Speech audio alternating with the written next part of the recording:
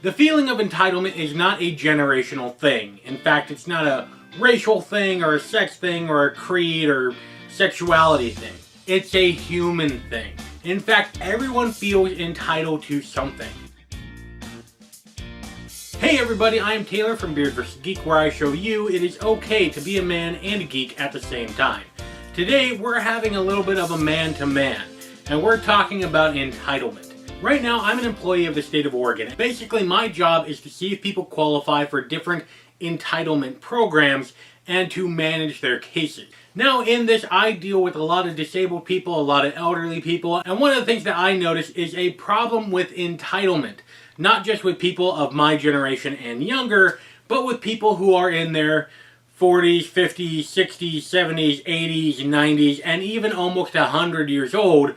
People of all generations, of all races and creeds and sexes, have feelings of entitlement. So what does entitlement actually mean? Well, to go to one of my favorite books, the dictionary, entitlement actually has a reference in here to entitle, means to give a right or claim to, as his possession entitles him to respect. But modern day entitlement is a slightly different thing, and that is when people feel like they deserve something which they have not earned. Now, I just ordered a book that looks very fascinating, and I recommend that you check it out. It is called The Entitlement Cure by Dr. Townsend. And in this, he breaks it down that there are several different types of entitlements. Some people have a universal entitlement. They feel entitled to absolutely everything, and everyone deserves to give them anything they want because they were born. Universal entitlement is actually really rare. Really, according to Dr. Townsend, people have pocket entitlement, which is where they only feel entitled to certain different things. Now, within that, there's a couple different types of entitlement. There's earned entitlement, which is totally socially acceptable. That is basically like this. You work for an employer.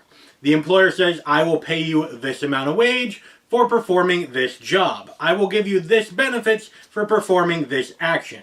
You do the action, and the person decides to not pay you that money, not give you those benefits, and you say, hey, I earned those benefits by doing that job. That is a feeling of entitlement, which is totally socially justified, and that is a earned entitlement. You are entitled to those benefits because you earned them. There's also contractual entitlements. Those are entitlements that are basically the laws of the land. So here in the United States, every American citizen has a right to freedom of speech, freedom of religion, freedom of press, freedom of right to bear arms, all sorts of other things. And if you have not done something to give up that freedom, you are entitled to those freedoms, to those benefits, and to those laws. However, there's a problem when people feel entitled to things that they do not earn or that they do not have a contractual obligation with. And that is where we have a problem. It is feelings of entitlement that is basically greed. And greed has caused a lot of problems. One of the big ones continues to be economic collapse again and again and again.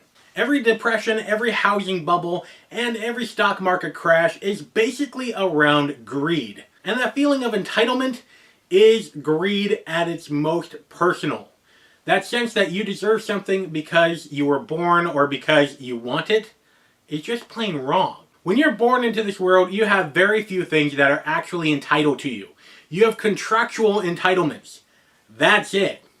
If you were born a United States citizen, you have the rights of a United States citizen. And that is all. Regardless of your race, creed, sex, sexual orientation, anything, you are owed nothing. Let me repeat that again. You are owed nothing. Everything that you get, you have to work for. Now, to help mitigate that, people have surrounded themselves by supports, by family, by friends, people who can support each other and help them through this hard life. But guess what? You're not even entitled to those. Sure, you might get lucky. You might have a family that actually cares about you, that wants to see you succeed. But that's not the case for everybody. And if that wasn't your case, don't go on a pity party. You're better than that. I know you are. You can go out and you can make something better of yourself. The whole point of government assistance programs is not to enable people into sitting on their butts and doing nothing. That may be what they have become, but that's not what they were set out to do in the first place. They were set out to help you be as independent as possible. They were set up to help people on their feet, to get back to feeling good about themselves, to doing something to promote their lives and to make their lives better. And as men, that's what we have to do.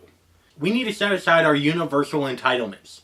The world doesn't owe us jack. So what? We have a penis. Big deal. If you want anything, you gotta work for it.